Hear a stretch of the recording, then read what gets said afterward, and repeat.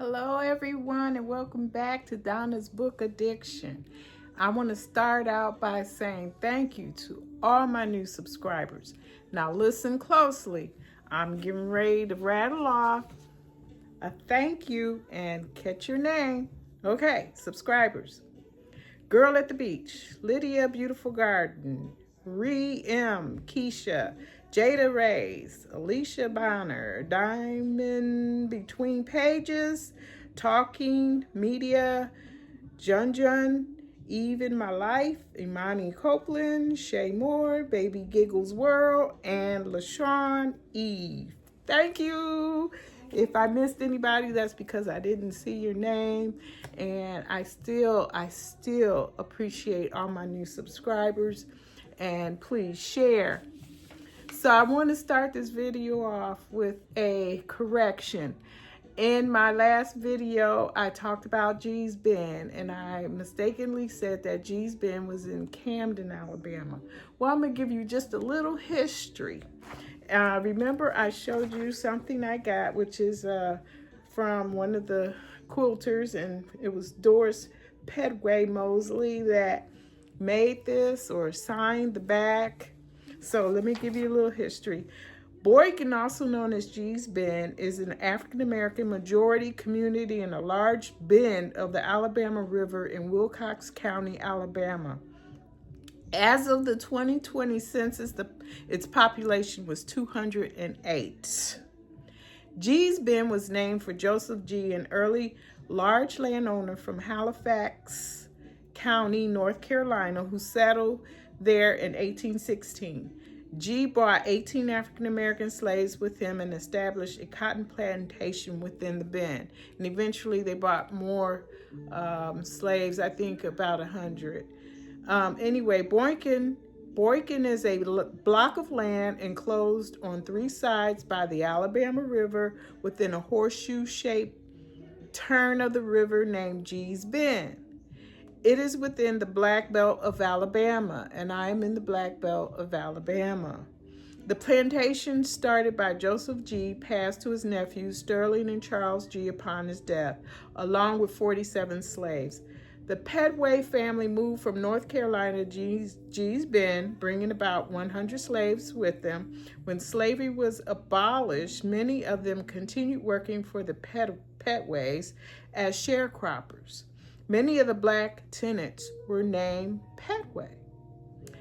So Gee's Bend became an important part of the mid-1960s Freedom Quilting Bee, an offshoot of the civil rights movement designed to boost family income and foster community development by selling handcrafts to outsiders.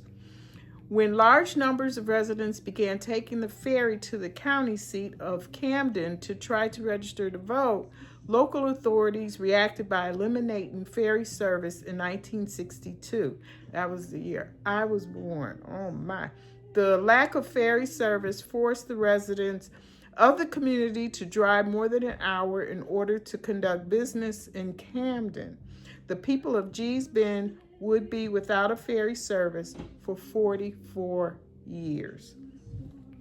I am holding a piece of history, okay? So I wanted to make that correction because it was brought to my attention by someone from who used to be in that area. And please accept my apology for saying it was in Camden. It's not, it's Boykin, Alabama. Okay, so we got that clear. Now, I want to show you one of my birthday gifts because it was October 15th last month and things have happened since then. And I received this endearing gift from Miss Deborah. Thank you, Deborah. Appreciate you. She is a sheriff at the courthouse. I got a wonderful candle. It's called Champagne Toast.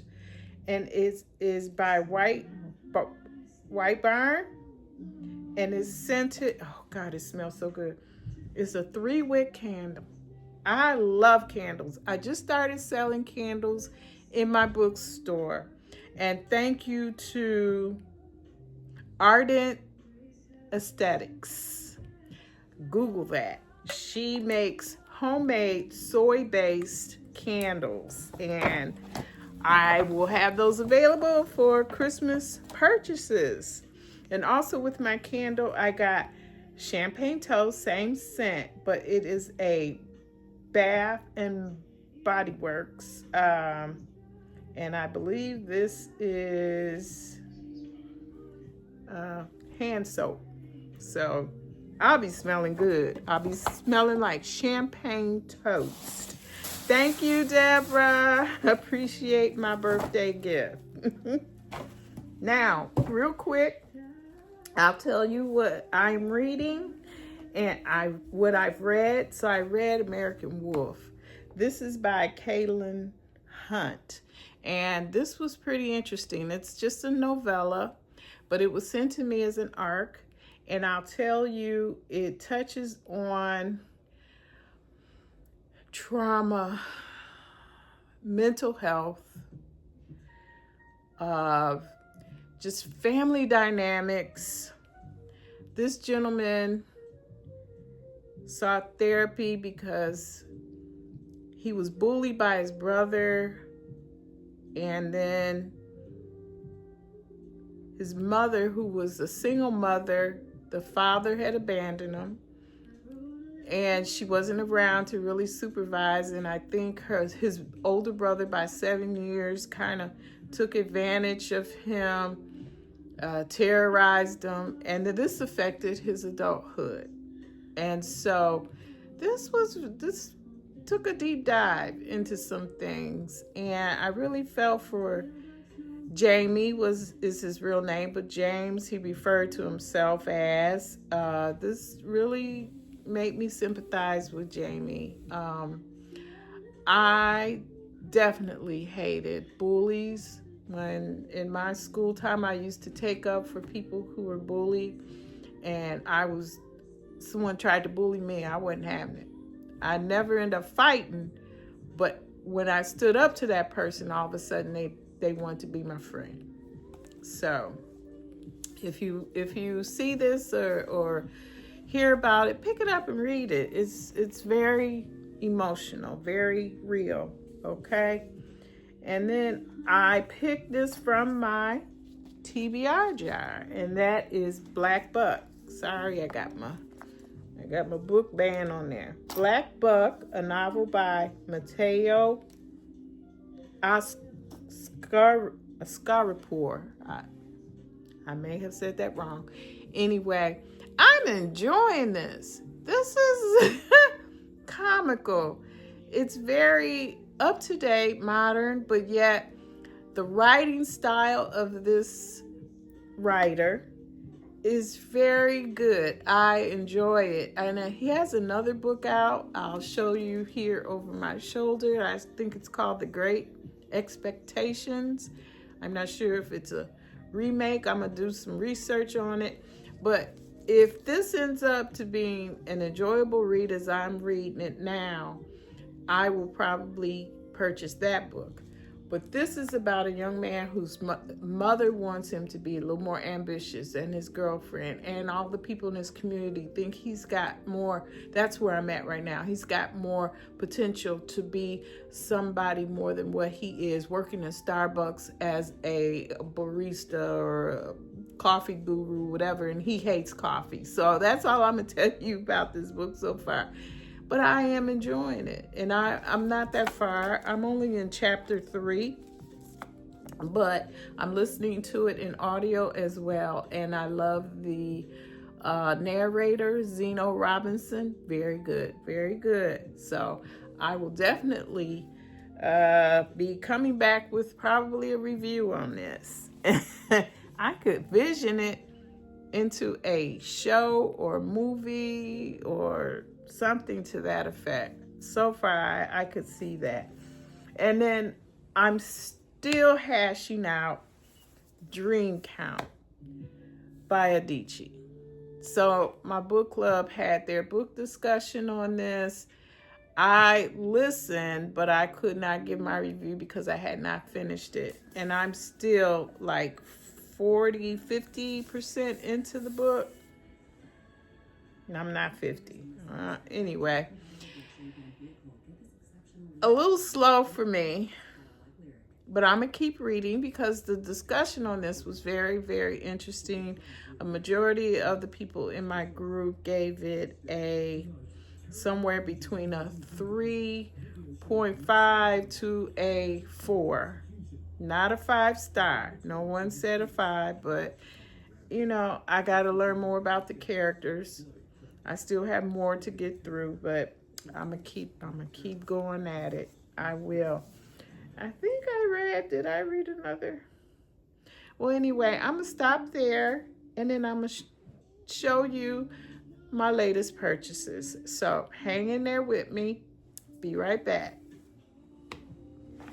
Well, I did buy quite a few books for my birthday and beyond. So let me show you what I got. Now, I was hoping to do a video for October, Halloween. It's not really a big holiday for me. But however, I was going to try to get some mystery in on my reading, but I didn't. But I did buy some books that would have fit that time. So I'm going to show you. First one I got. Let me put my glasses on so I can see. So the first book that I purchased is called Listen to Your Sister. And this is a novel by Neena Viel. I hope I said that right, Viel. And I had not heard of this. It says the nightmare is real. So I'm going to give you brief synopsis of these books. It's a suspense thriller horror. It's 352 pages, and it was published in 2025, so it just came out this year. And it says 25-year-old Calla Williams is struggling since becoming guardian to her brother Jamie. When Jamie's actions at a protest spiral out of control, the siblings must go on the run, taking refuge in a remote cabin that looks like it belongs on a slasher movie poster rather than an Airbnb. The siblings now face a new threat where their lives and reality hang in the balance. Their sister always warned them about her nightmares. They really should have listened. So this sounds like a good read, and it's never too late to read it, even though Halloween has passed and November, October, Mystery Month. But anyway, this is on my to be read pile. And next I got, this is the third book, I believe, in a series, and it's by Vanessa Riley, Murder in Berkeley Square. So here is, I believe, the third edition, and I have the previous editions, the two beforehand, which is Murder in Drury Lane and Murder in Westminster. So I will tell you, these are the Lady Worthing mysteries. These are definitely mysteries. Okay. There we go. And I'm going to tell you briefly what this is about. It's historical fiction, mystery, and romance.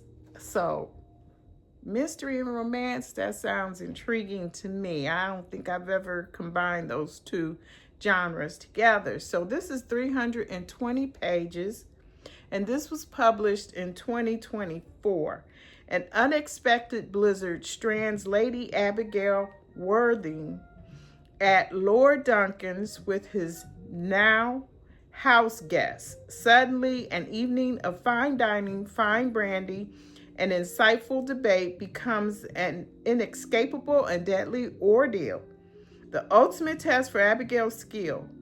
One of the dinner guests is found dead in front of the Berkeley Square mansion, and when another party is murdered, Abigail discovers each had received a taunting prophetic nursery rhyme Coincidence or clues left by a killer on the loose?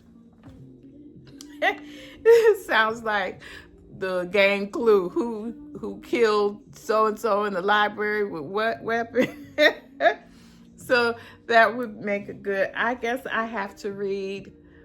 I don't know if each book is a standalone or if it's best read, in order. If anybody's read them, please let me know. Please comment below. I like to know. All right. So next are some books that I found interesting. They just caught my attention. This one, Fish Tales by Nettie Jones, a novel I saw on another booktuber's video channel, and it caught my interest. So anyway, this is a general fiction. Look at that. The cover just looks interesting.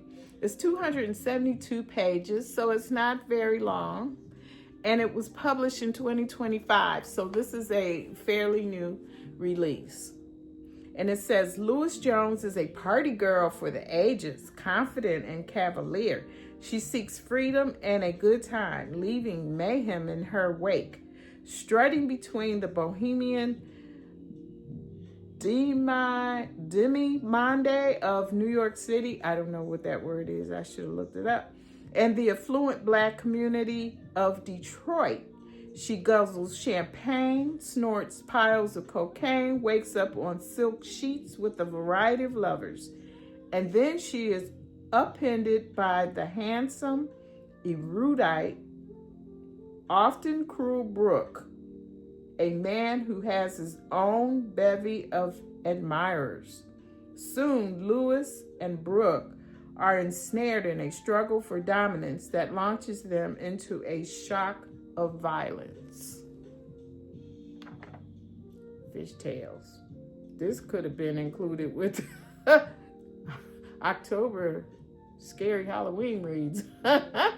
It sounds interesting. So if you read it, please comment below. Let me know. Let me know if you liked it. I will read it anyway, whether you did or not. I like to form my own opinions. And this next book is one of my automatic buys from this author, Connie Briscoe. And the book is called Chloe, a novel of secrets and lies. So I have a few of her newer novels, but I am behind in reading her. I have to catch up. And she's cranking these out, let me tell you. So this is literary fiction. 224 pages. It's not very big. It's published in 2025. So yes, this is a fairly new release. And it says, Angel is a private chef for the Harrisons, one of the most powerful Black families on Martha's Vineyard. Impossibly supercilious Jillian Harrison often spends the entire summer on the island, and every August the family throws a lavish garden party. This year's guest list includes Everett Bruce, an influential Black billionaire still in mourning for Chloe, his first wife, who committed suicide. Ooh, so this is going to have some heartbreaking family drama, hopefully it leads to some romance. So Chloe, yeah, I can't wait to get into that. A novel of secrets and lies. All right, so moving on. This is another book I saw circulating on the YouTube channels, booktubers, and I've been hearing nothing but good things about this book, and I had an opportunity to order this book, and I was so happy to get it. And this is Phillip Williams' Hours, a novel. This is a chunker. Oh, look at that. It's a big one. But if it's a good read, I'm all in. I am all in. This is a historical fiction, and it's 592 pages, and this was published in 2024. It is a truly secluded community where her people may flourish, takes root. But although Saint, a fearsome conjurer who in the 1830s annihilates plantations all over Arkansas to rescue the people enslaved there, she brings those she has freed to a haven of her own creation, a town just north of St. Louis, magically concealed from outsiders, named Ours. Her best to protect the inhabitants of Ours over time, her conjuring and memories begin to betray her, leaving the town vulnerable to intrusions by newcomers with powers of their own. As the cracks in Saint's creation are exposed, some begin to wonder whether the community safety might be yet another form of bondage. That sounds epic, interesting. Slavery, as they say, historical fiction. This might really, really be a good read. So I am going to hopefully get to this next year. I don't think I'll cram it in before then, but this sounds so good. So good. Okay.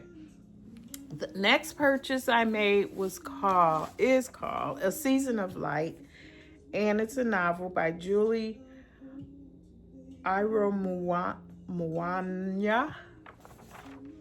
I apologize if I did not say that right, but there it is. All right. Now, this book is literary general fiction, 256 pages, so it's not that thick. It should be a fast read. Published in 2025. This came out this year. And it says, when 276 schoolgirls are abducted from their school in Nigeria, Fidelis Ewarik, I can't say that name very good, a Florida-based barrister, poet, and former POW of the Nigerian Civil War, begins to go mad, consumed by memories of his younger sister, Ngozi, who went missing during that conflict, consumed by survivor's guilt and fearful that the same fate awaits Amara, his 16-year-old daughter, who bears an uncanny resemblance to Ngozi. Fidelis locks her in her bedroom, offering no words of explanation, only lovingly, if poorly, made meals and sweets. Oh my God, A Season of Light.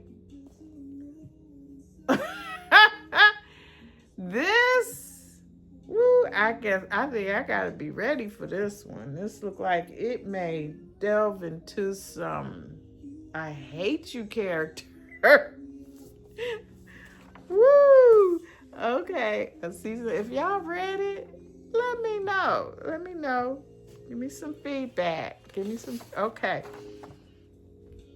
I still have 4 more books to show you. Y'all ready? Okay. So,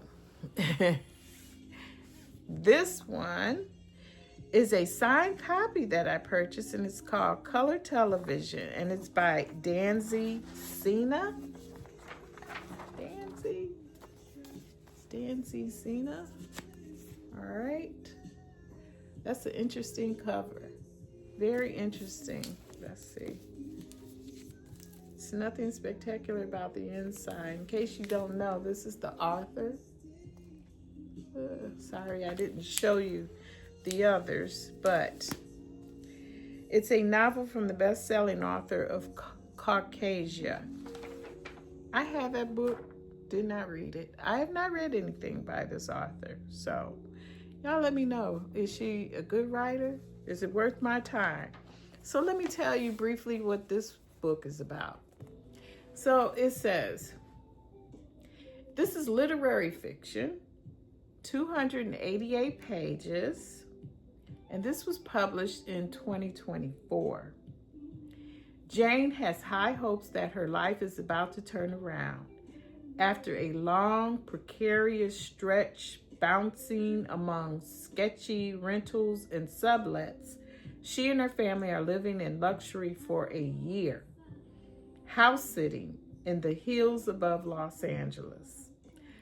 The gig magically coincides with Jane's sabbatical, giving her the time and space she needs to finish her second novel. A centuries-spanning epic her artist husband, Lenny, dubs her Mulatto War and Peace. Finally, some semblance of stability and success seems to be within her grasp, but things don't work out quite as hoped until they go terribly wrong. Woo! So that's some drama. That's going to be some drama. Okay.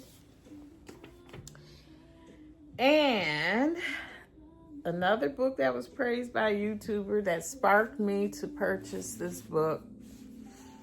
And it is called Chain Gang All Stars. And the author is Neena, Kwame, Adjei-Brenyah. Please, y'all help me. I hope you know what I'm saying. If I butchered that author's name, I apologize. But this is science fiction. Not normally my genre, but it was so praised so highly by my booktuber friend that I had to get it. And it's 384 pages. It's not a very small one. It's a little up there. And this was published in 2023. So briefly, it is Loretta Thurwall and Hamara Hurricane Stacks. Stacker are the stars of the Chain Gang All Stars, the cornerstone of CAPE, C-A-P-E, or Criminal Action Penal Entertainment, a highly popular, highly controversial profit-raising program in America's increasingly dominant private prison industry. It's the return of the gladiators, and prisoners are competing for the ultimate prize, their freedom. These people are competing for their freedom. Yep, that's definitely gladiator style. Oh my. So this should be interesting. It's not a story, it says it's a novel. So, and I think he's won some awards for this book. So, National Book Award finalist and one of the New York Times 10 best books of the year. All right. That's going on my to-read list. Okay, down to the last two. Now, this book, I didn't think I was going to get my hands on it, but I did. And it's called The Fraud by Zadie Smith. Zadie Smith has written quite a few books. This one really caught my attention. And it's a historical fiction. Anything historical. Historical fiction is my thing. And this is 464 pages. So, nothing to mess with. And this was published in 2023. And it's based on the Tichborne trial. If you all saw my other video about Washington Black was based on this same trial, Tichborne trial, okay? Google it, look it up. So here she's writing about it, and it says, the Tichborne trial, wherein a lower class butcher from Australia claimed he was in fact the rightful heir of a sizable estate and title. Captivates Mrs. Touche and all of England is Sir Rogers Tichborne really who he says he is? Or is he a fraud? Mrs. Touche is a woman of the world. Mr. Bogle is no fool, but in a world of hypocrisy and self-deception, deciding what is real proves a complicated task based on real historical events. So, if you recall in Washington Black, one of the characters' name was Titch, and I did some Googling, and yeah, so, you know, since I've read Washington Black and now this is based on those true facts, I'd love to compare. I love to compare how she puts it together, you know, as yeah, so anyway.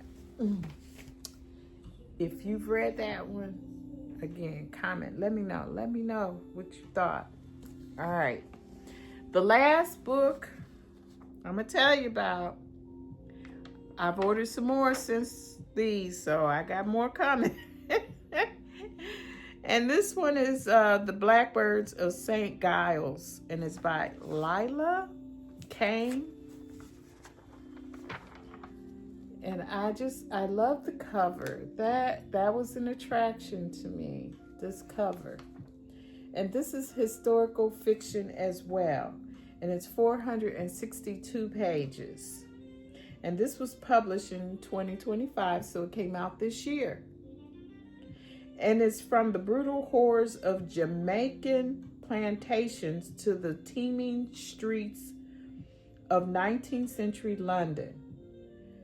Through lavish manor houses and across dangerous seas, escaped enslaved siblings survived the American War of Independence and arrive in London to seek their fortune in this page-turning, immersive story of survival, betrayal, secrets, and the quest for true freedom. All right. Another slave narrative, but I'm hoping that there's a different spin on this. I mean, I have to read it to find out. So yes, I'm looking forward to this, and it's gonna go on my to be read rack, which I need to reorganize. I need to reorganize that. I got some books I need to shuffle around.